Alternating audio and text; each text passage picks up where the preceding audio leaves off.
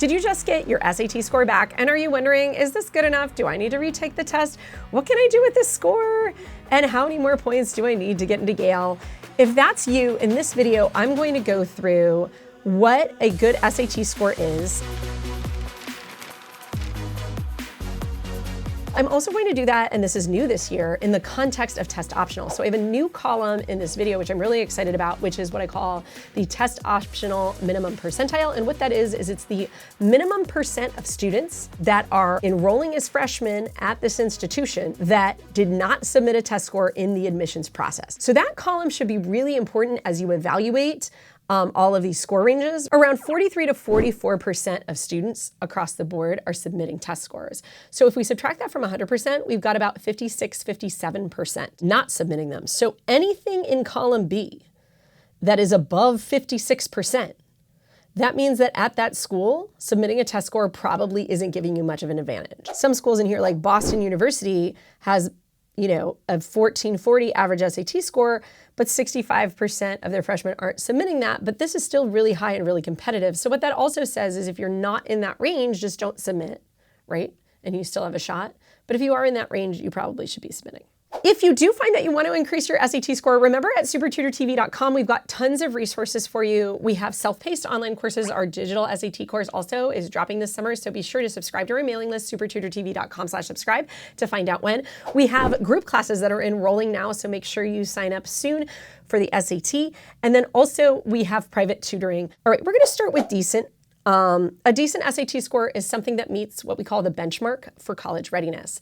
That's a 480 in the reading and writing section and a 530 in the math section. So you want to be at least at that level to ensure that you are ready for college. And if you're just above that level, and your score anywhere from there to about a 1200 composite score, these are the kind of colleges where that score is going to mean something. The University of Massachusetts, Boston, Northern Arizona University, University of Toledo, Old Dominion, University of West Florida, UNLV, Kent State, Wichita State, Rocky Mountain College, University of South Alabama, Central Michigan University, Texas State University, Sam Houston, and Indiana State University. So you can see some big colleges you've heard of, and there's plenty more colleges in this range. This is just a sampling of the kinds of schools that are kind of in this score range where you submitting that score is going to make a difference. Now, you might notice that among these schools, there is a vast range of percent of students that did not submit a test score, right? At UMass Boston, the vast majority of students aren't submitting a test score. So it looks like your test score isn't even very important there.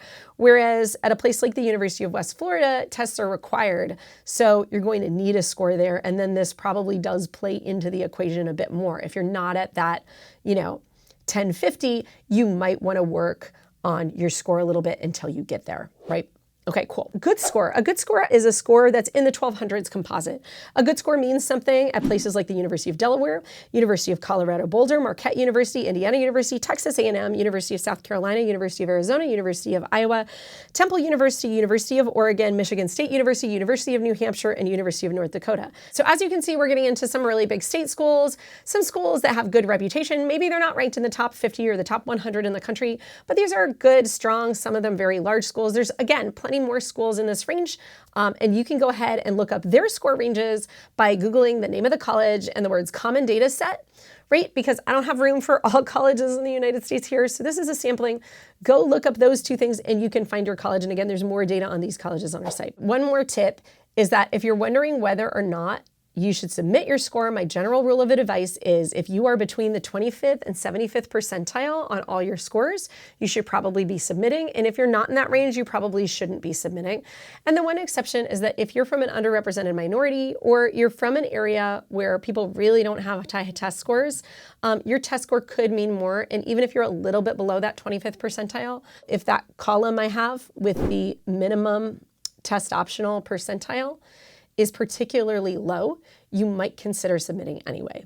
Okay, next up we have very good. So a very good SAT score is going to be a score in the 1300s on average. That score is going to be competitive at the following universities: University of Florida, though I do not have their exact statistics. I only have statistics back from like pandemic and pre-pandemic, but I'm putting them on this list because they are a test required school. And I just want you to know what range you probably should have for University of Florida.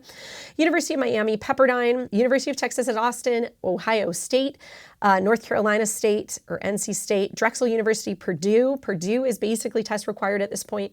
University of Connecticut, University of Denver, University of Georgia, and Penn State University. So we're starting to get into some schools that are really competitive in their majors. And again, this can vary major by major. If you're trying to be a CS major at Purdue, you probably need a higher SAT score or potentially a higher math score than these ranges might indicate.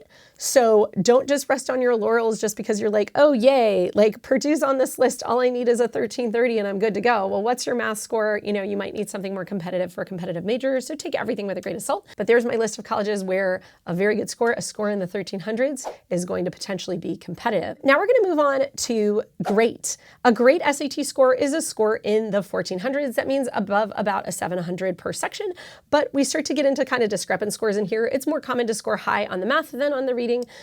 So you'll see some discrepancy here in these score ranges. And we have all the individual information about the English versus the math and all of that on our website. You should definitely check out the blog that goes with this video. We've got the link in the description. Be sure to check it out. So here we have Emory, Northeastern, Case Western, Wellesley, Boston College, Notre Dame, Georgetown, Georgia Tech, University of Virginia, University of Michigan, University of Rochester, College of William and Mary, Tulane, University of Illinois, Champaign-Urbana, University of Wisconsin-Madison, Boston University, Villanova, SMU, UNC Chapel Hill, Wake Forest, University of Washington, which note is partially test blind, which is why the 76% of people are not submitting test scores, Lehigh, and University of Southern California. Finally, what is an awesome score on the SAT? An awesome score is a score that's going to get you into the top universities in the country. That's typically a score that is above 1,500. On average, these schools are letting in students that have a median score of anywhere from 1,510 to 1,550. In this list, in order of most competitive test score to least, MIT, Harvard, Stanford, UPenn, Yale, Duke, Brown, Carnegie Mellon, Princeton, New York University, Wash U, Dartmouth, Rice, Vanderbilt, Harvey Mudd, Amherst, Williams, Cornell, Swarthmore, Tufts, and Northwestern. A few notes here. Cornell is partially test blind. There are certain schools within Cornell where they will not look at a test score at all. At NYU, you can see 63% of freshmen enrolling did not have a test score. So my advice on NYU is if you are not in that range, do not submit. You still have a hot chance of getting in. So again, really read that column. You can see the higher we get here, trend is that this test optional minimum percentile goes down more. But there you have it. I know we don't have 100% of data from everywhere, but hopefully you found this helpful in figuring out where can my score get me into. Again, if you are looking to up your score, we have so many options for you. Live classes, tutoring, and lots of free stuff here on our YouTube. So subscribe to our YouTube if you haven't yet. I'm also on TikTok. Subscribe to our TikTok. I'm going to try to be doing a lot of digital SAT content over on TikTok. So if you're the next generation, be sure to check that out.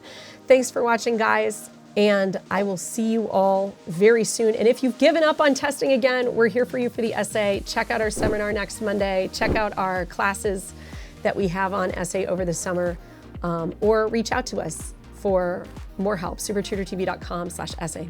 Shout out in the comments, how did you do on the SAT? We want to know. Thanks for watching, guys, and I'll see you later.